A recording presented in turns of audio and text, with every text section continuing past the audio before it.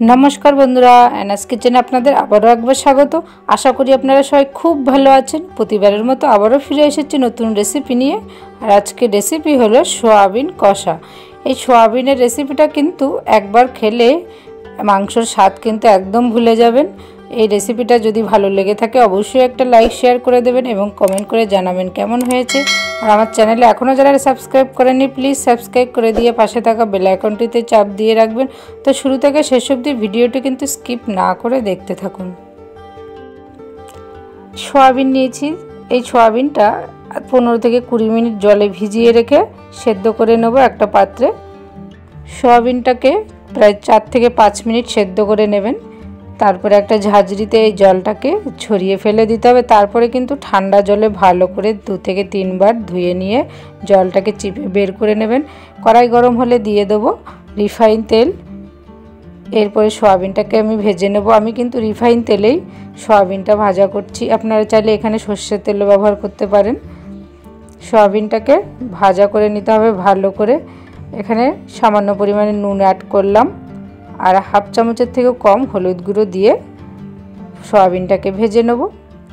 Soybean ভেজে রান্না করলে কিন্তু সোয়াবিনের টেস্টটা কিন্তু দারুণ আসে। আপনারা এই সোয়াবিনটাকে ভেজে এইভাবে করবেন, খেতে কিন্তু বেশ ভালো লাগবে। সোয়াবিনটা লাল লাল ভাজা হয়ে গেলে তবেই কিন্তু নামাতে হবে। ভাজা হয়ে গেছে, এরপরে একটা পাত্রে নামিয়ে নেব। এই সোয়াবিনটা নামানোর পর ঠান্ডা হলে একটু এরপরে দিয়ে দেবো পেঁয়াজ বাটা। 2টো পেঁয়াজ বাটা দিয়েছি আর একটা পেঁয়াজ কুচি দিয়েছি, একটা টমেটো কুচি, আদা রসুন বাটা 2 চামচ, স্বাদ মতো নুন অ্যাড করলাম, হাফ চামচ হলুদ গুঁড়ো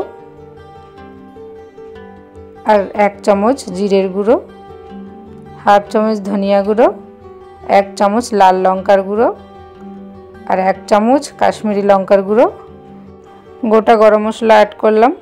সব শেষে সর্ষের তেল দিয়ে দেবো, একটু বেশি পরিমাণেই দেব।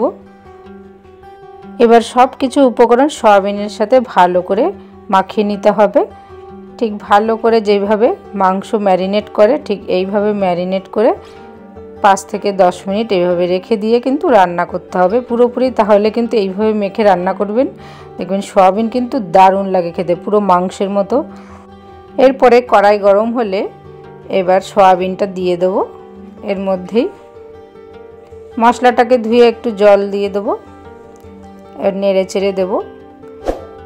এই সয়াবিনটা এইভাবে দিয়ে কিন্তু বেশ অনেকক্ষণ সময় ধরে কষিয়ে নিতে হবে, যতক্ষণ না এর থেকে কাঁচা গন্ধটা যায় ততক্ষণ কিন্তু ঠিক কষিয়ে নিতে হবে।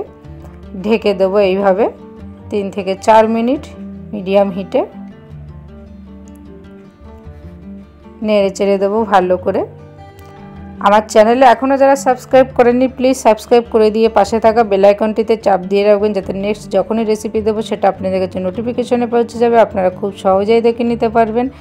এবার দিয়ে দিলাম এখানে 2 থেকে 3 চামচ ফেটানো টক দই। টক দইটা কিন্তু ফেটিয়েই দেবেন। এবার দইটা দিয়ে ভালো করে আবারও কিছু সময় কষিয়ে নিতে হবে।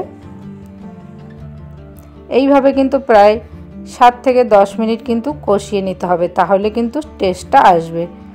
আবারও ঢেকে দিলাম। দেখুন সয়াবিন থেকে কিন্তু অনেকটাই তেল বেরিয়ে এসছে। ভালো করে কষিয়ে নিতে হবে এইভাবে। কষানো হয়ে গেলে দিয়ে দেবো পরিমাণ মতো গরম জল। গরম জলটা অবশ্যই অ্যাড করবেন, যদি হাতে কম সময় থাকে আপনারা কিন্তু নর্মাল টেম্পারেচারের জলও অ্যাড করতে পারেন। এবার ঢেকে দেবো এইভাবে 4 থেকে 5 মিনিট নেড়ে চেড়ে দেবো। এই সয়াবিনের রেসিপিতে খুব বেশি কিন্তু ঝোল ভালো লাগবে না, খুব সামান্য পরিমাণে ঝোল কিন্তু রাখতে হবে। ওপর থেকে 4টে কাঁচা লঙ্কা দিয়ে দিলাম। এবার ঢেকে দেবো আবারও 2 থেকে 3 মিনিট।